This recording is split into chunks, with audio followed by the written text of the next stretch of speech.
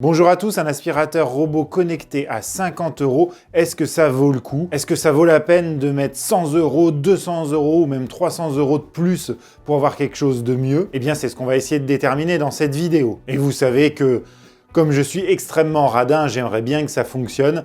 Alors j'ai déjà mon avis dessus puisque je le teste depuis un petit moment, mais quoique j'ai pas testé toutes les fonctionnalités, on va les tester ensemble. Et cet aspirateur, c'est le Robot Sweeping. Alors attention, hein, pas n'importe quelle version du Robot Sweeping. Regardez bien, upgraded version. Donc c'est la version un peu boostée du RS300. Alors si celle-là vaut 50 €, je sais même pas combien vaut la RS300 simple, mais vous allez voir, il n'y a pas grand-chose qui change. Allez, on va tout de suite le déballer, et je vous le déballe devant vous, même si j'ai pas l'habitude de le faire, parce que ça vaut son petit pesant de cacahuètes quand même. Regardez-moi ce packaging exceptionnel. Dedans, on retrouve un manuel d'utilisation qui est totalement en anglais, notre aspirateur robot, mais on va y revenir tout à l'heure, un réservoir d'eau, une petite brossette pour pouvoir le nettoyer, un câble de recharge, et oui, comme vous pouvez le voir, il n'y a pas de dock, il va falloir le brancher directement comme une prise classique, qui est pas très long, et il n'y a même pas l'adaptateur secteur. Et attention, la télécommande, vraiment très basique, avec un bouton M, un bouton pour retarder, qui est très très dur, c'est vraiment très désagréable à cliquer dessus. Et puis après, on a des petits boutons pour pouvoir le déplacer. Et un tout petit entonnoir pour pouvoir remplir le réservoir d'eau. Alors vous l'aurez compris, la version upgraded, c'est juste qu'il y a ce petit réservoir d'eau avec cette petite lavette en dessous. Alors bon, c'est jamais révolutionnaire ce truc-là, ça a tendance souvent à traîner la saleté au sol et à retenir un petit peu de choses dans la lavette, à les scotcher dessous. Bon, je suis pas sûr que ça tienne vraiment très bien. C'est cette fonction-là que j'ai pas testée encore, on la testera ensemble. Et si on regarde notre aspirateur, alors il fait 5 cm de haut, donc ça c'est plutôt une bonne chose. Il est relativement léger. Ici on retrouve le bumper qui va lui permettre, quand il rencontre un obstacle, de partir dans l'autre sens. Un bouton on-off qui est tactile. Et dessous ici, quand on ouvre, alors regardez, c'est quand même assez particulier, le capot s'enlève complètement. Et ici, on va retrouver notre bac à poussière. Alors, ils disent qu'il fait 600 ml. Je ne sais pas où il est, parce que quand on ouvre, quand vous voulez le vider, il faut que vous enleviez ça, que vous retiriez ça, et là, vous accédez à la poussière. Alors, comme vous voyez, je l'ai testé, mais là, il n'y a jamais 600 ml qui rentrent. Et après, hop, pour refermer, vous êtes obligé de faire comme ça. Et le remettre à l'intérieur, on accède à tout. Vous voyez, là, on a le moteur qui va faire l'aspiration. Alors, en parlant d'aspiration, ils nous disent qu'il a une aspiration de 2800 pascal. Alors, oui, vous allez voir, il aspire, mais bon, 2800 pascal, ça m'étonnerait également. Mais ça risque quand même de vous surprendre. Sur le dessous, on retrouve une petite lavette qui est toujours en place ici, alors qu'on peut enlever, c'est scotché. D'ailleurs, ce qui est marrant, c'est que c'est à vous de mettre le scratch. Quand vous recevez, le scratch n'est même pas collé dessus. Ici, vous avez un petit bouton d'allumage d'extinction. Deux petites roulettes ici, où on est directement sur le moteur. Et elles ne sont pas du tout sur suspension. Donc, il va pouvoir monter des petits rebords jusqu'à 2 cm. On en reparlera tout à l'heure. Et là, vous avez deux brosses rotatives. Dans la boîte, vous aviez ce petit tournevis qui va vous permettre d'ouvrir ce compartiment-là pour accéder à la batterie. La batterie, c'est ça, c'est deux piles 16650, je crois, qui sont accrochées entre elles. Alors, ils disent que ça fait 2000 mAh et qu'on va pouvoir tenir 90 minutes en fonctionnement. Alors, très honnêtement, dans les tests que j'ai faits, je ne suis jamais arrivé à 90 minutes, un tout petit peu plus d'1 heure. Mais bon, c'est déjà pas trop mal. Et l'aspiration se fait ici, donc il n'y a aucune roulette qui vient frotter le sol, rien du tout. C'est vraiment juste de l'aspiration pure et simple. Voilà, et globalement, on a fait le tour. Il n'y a aucun capteur, pas de capteur de vide. On est vraiment sur une version très basique. Et je vous ai dit qu'il était connecté. Effectivement, vous allez pouvoir télécharger une application qui s'appelle Robot Home. Vous l'avez ici. Alors, quand elle arrive, elle est en chinois. Mais en fait, c'est très simple. Quand vous arrivez dedans, vous faites le petit configuration ici. Et là, vous avez directement premier menu, langage. Et là, vous pouvez choisir soit anglais, soit chinois. Et puis, pour l'ajouter, il va falloir que vous activiez le Bluetooth de votre appareil, puisque la connexion se fait en Bluetooth. Vous ne pouvez pas le piloter dehors de chez vous. De toute façon, ça sert strictement à rien puisque vous allez le recharger branché à un câble. Donc si vous le faites partir et qu'il est branché au câble, ça ne marchera pas bien.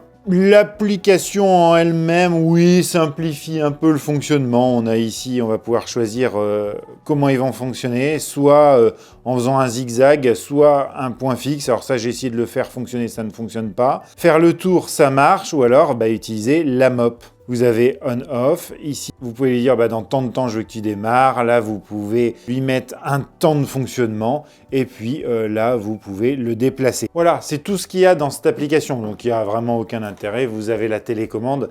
Et ça fait exactement la même chose. Sauf qu'il faut savoir quelque chose. Il n'a pas de caméra pour se repérer. Il n'a pas de laser pour se repérer. Il n'a même pas de gyroscope pour pouvoir savoir où il se trouve.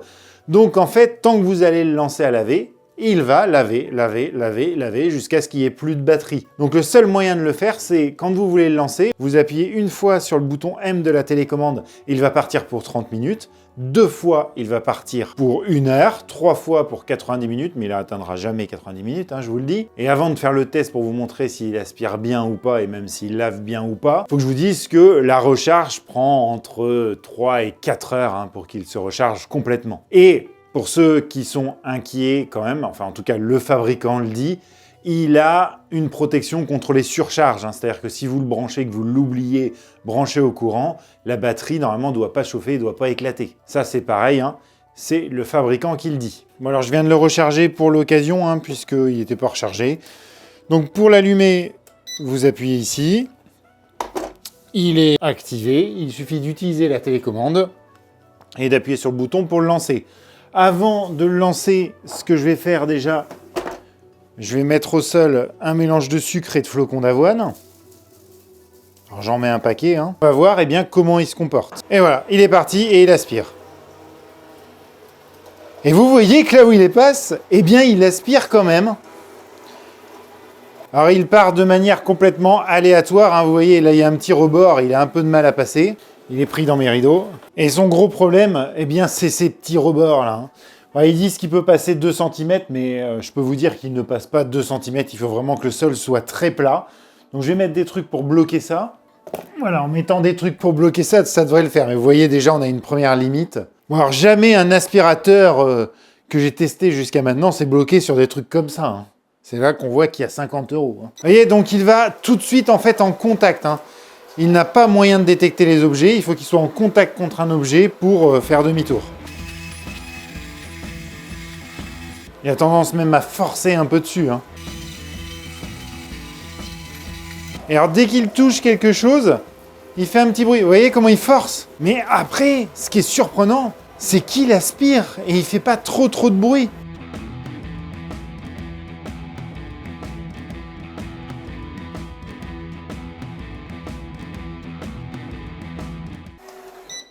Bon allez, je l'ai arrêté, ça fait 10 minutes qu'il tournait. Et vous pouvez voir que quand même, le résultat est pas trop mal. Alors on voit que dans les coins où il peut pas aller, forcément il en reste. Il reste un petit peu de flocons d'avoine ici, un petit peu là-bas. Mais si je l'avais laissé tourner plus longtemps, je pense qu'il aurait tout ramassé. Bon voilà, c'est pas exceptionnel, surtout qu'il a mis quand même 10 minutes, je vous rappelle, pour faire que ce petit bout. Mais il y a quand même un résultat. Après, comme je vous l'ai dit tout à l'heure, il ne faut pas qu'il y ait de rebord. C'est pour ça qu'ici, j'avais posé des cartons pour l'empêcher d'essayer de monter dessus le tapis. Parce que là, vous voyez ce qu'il va faire, il va avancer. Et en fait, il se coince sous le tapis comme ça. Il est incapable de le monter. Et puis, il reste comme ça. Comme ça n'appuie pas sur son bumper, ça lui dit pas qu'il faut qu'il retourne en arrière. Et donc là, il va tourner indéfiniment jusqu'à vider sa batterie, comme il m'a fait tout à l'heure sur le petit rebord. Ce qu'on va faire maintenant, on va mettre le petit réservoir d'eau. Donc ça se clipse derrière là. Et puis on va voir ce que ça donne. Bon allez, on lance. Donc il aspire. Bon, pour l'instant, il n'envoie pas d'eau. On va le laisser un peu tourner. Peut-être qu'il faut un petit moment avant que l'eau arrive. C'est vrai que ça touche pas le sol en fait. Ah bah oui, mais ça touche pas le sol. C'est ça, je sais pas si vous voyez, mais il y a un jour en dessous. Donc c'est à peine mouillé. Il faudrait que ce soit comme ça. Oui, donc ça sert à rien en fait. Et voilà, donc on en a fini avec notre mop sweeping. Et bon, franchement, c'est pas vraiment une super découverte, mais il fallait tenter. Alors bonne surprise quand même, il aspire. Alors il aspire de façon très aléatoire, mais il aspire. Après, il faut surtout pas qu'il y ait une épaisseur sur votre sol. Si vous avez un carrelage comme ça un peu dégagé, ça peut le faire. Mais bon, vous n'aurez pas les résultats qu'on peut avoir même avec 50 ou 60 € de plus Franchement, plutôt que d'acheter ça, il vaut mieux passer l'aspirateur soi-même, il y aura un meilleur résultat, beaucoup plus vite. Voilà, c'est vraiment pas une trouvaille. Mais bon, ils sont pas loin quand même, il aurait fallu juste que les roues aient un débattement en fait, et là ils pouvaient passer un peu partout, qu'elles se rendent compte aussi de la résistance.